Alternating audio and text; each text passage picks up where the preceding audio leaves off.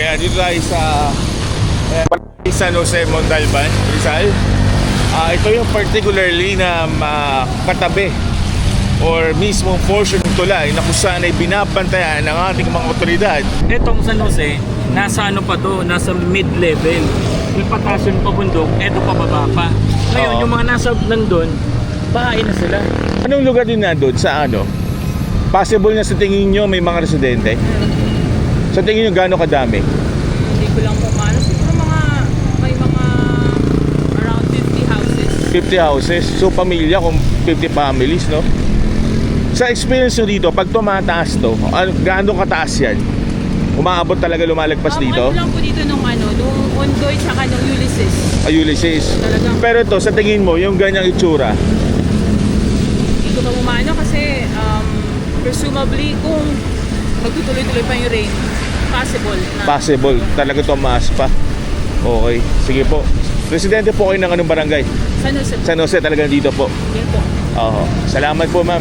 Kanina po, nung tayo kumukuha ng panayam sa isa sa mga residente dito sa Barangay San Jose, Montalban, medyo wala pang ulan. Pero ngayon, no, nakakaalis lang namin, wala pang ilang minuto, bumuhos na naman itong napakalakas na ulan na ito. Ayan, kung mapapansin nyo sa atin, ay ating binabaybay itong kahabaan ng kalsada patungo dyan sa tulay ng San Jose.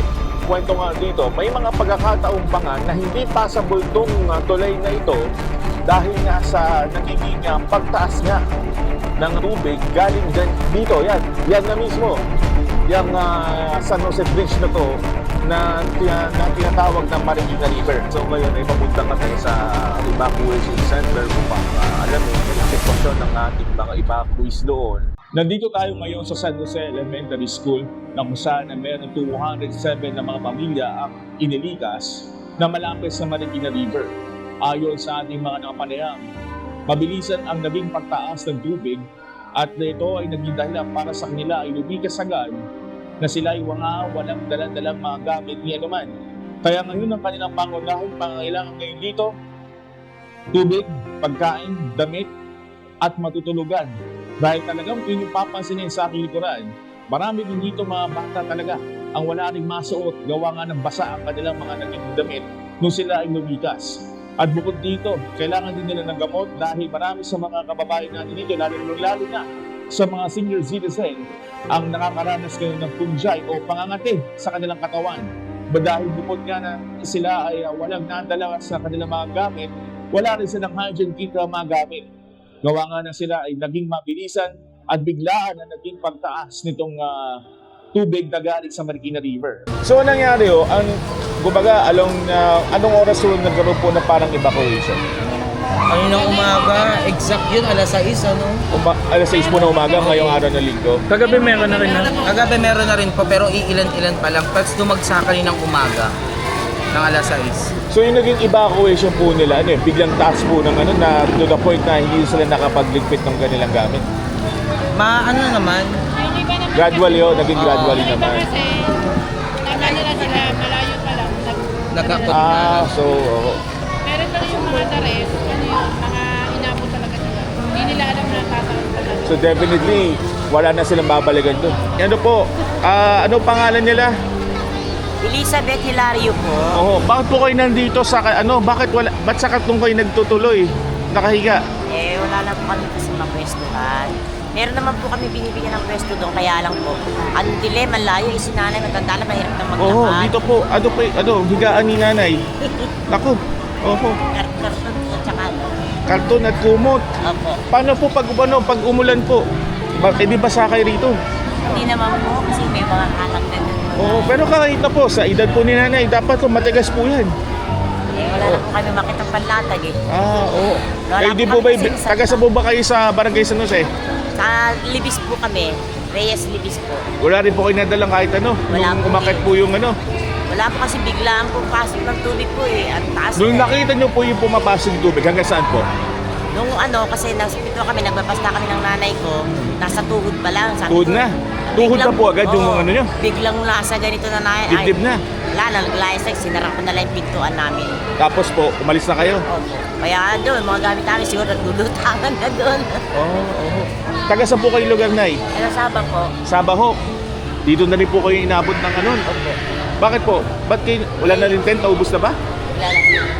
Ha? Wala na po. Wala na. So ngayon, kailangan nyo ng ano? Ganun din. Wala, opo. Kasi galing po ako sa pagtitinda kanina. Umalis po ako ng bahay, wala pang baha.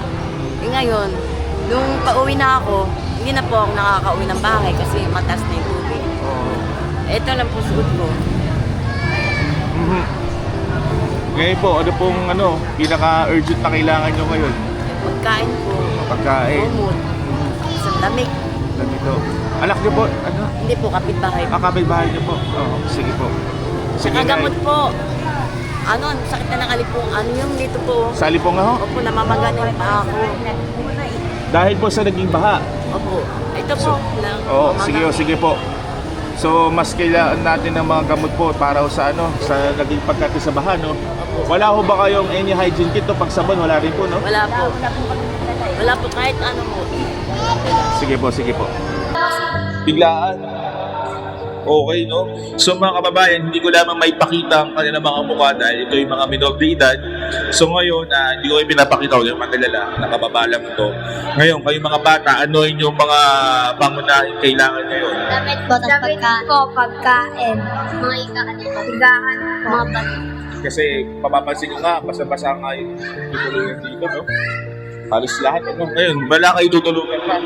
Opo, comfort para po makahiga po. Okay. Sige. So yung mga kaibigan, kailangan nila dito talaga, pinaka-urgent na need nila, ulitin ko, damit. Kasi ang mga ibang residente dito talagang talagang umalis na lang sa kanilang tahanan na walang bitbit na kahit ano dahil sobrang bilis ang naging pagtaas nga ng tubig galing sa Marikina River, dahilan para sila ay talagang mataranta na, tumakbo na, umalis na.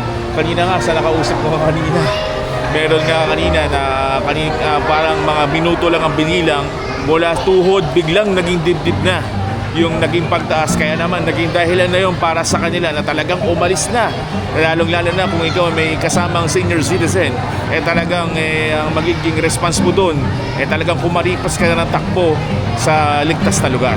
Kaya ngayon ang kanilang hinahin dito sa aking kinalalagyan o kinaroonan mula dito sa San Jose Elementary School ay mga pangunahing pangangailangan katulad ng damit, panligo, sabon, shampoo, gamot at gamot din sa punjay dahil marami din sa mga kababayan talaga natin dito ang nangangati gawa nga ng kanilang naging pagtakbo nga sa tubig sa baha na ngayon talagang nangangati ngayon ng iba natin mga kababayan dito lalo na particularly sa mga senior citizen.